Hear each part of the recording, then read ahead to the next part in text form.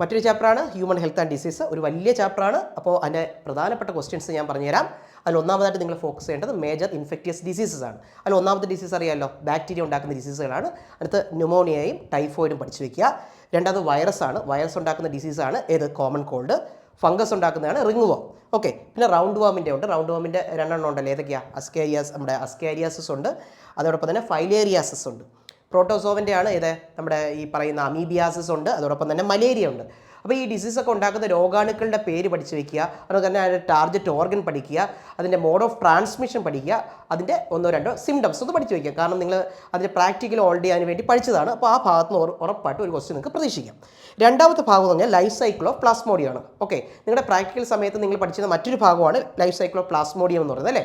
പ്ലാസ്മോഡിയത്തിൻ്റെ main 4 സ്പീഷീസുകളുണ്ടല്ലോ. Plasmodium vivax ഉണ്ട്, malaria ഉണ്ട്, falciparum ഉണ്ട്, ഒവേലുണ്ട്. അതിനകത്ത് ഏറ്റവും ഡേഞ്ചറസ് ആണ് ഏത്? ഫാൽസിപ്പാരം. അപ്പോൾ ഇതിനെ സംബന്ധിച്ചിടത്തോളം പ്ലാസ്മോഡിയത്തിൻ്റെ ഏറ്റവും മോസ്റ്റ് ഇൻഫെക്റ്റീവ് സ്റ്റേജിൻ്റെ പേര് ചോദിച്ചാൽ എന്ത് പറയണം? സ്പോറോസോയിറ്റ് എന്ന് പറയണം. അതോടൊപ്പം തന്നെ ഇതിൻ്റെ ഒരു സെക്ഷൽ സ്റ്റേജ് ഉണ്ടല്ലോ, ഹ്യൂമൻ ബോഡിയിൽ ഉള്ളിൽ കയറി കഴിഞ്ഞാൽ ഏതാണെന്നറിയാമല്ലോ, അതിൻ്റെ ടാർഗറ്റ് ഓർഗൻ്റെ പേരാണ് ലിവർ. അതോടൊപ്പം തന്നെ നമ്മുടെ RBC ഒക്കെ അഫക്റ്റ് ചെയ്യുന്ന ഒരാളാണ് ഈ പ്ലാസ്മോഡിയം എന്ന് പറയുന്നത്. അതോടൊപ്പം തന്നെ ആ പറയുന്ന RBCയെ ബേസ്റ്റ് ചെയ്യിപ്പിക്കുന്നത് അല്ലേ, ആ ബേസ്റ്റ് ചെയ്യിപ്പ് ഉണ്ടാകുന്ന വസ്തുവിൻ്റെ പേരെന്താണ്? ഹീമോസോയിൻ. ആ സെക്ഷൽ സ്റ്റേജിൻ്റെ പേര് ഓർമ്മയുണ്ടല്ലോ, സെക്ഷൽ സ്റ്റേജിൻ്റെ പേരെന്താണ്? ഗ്യാമറ്റോസൈറ്റ് എന്നാണ്.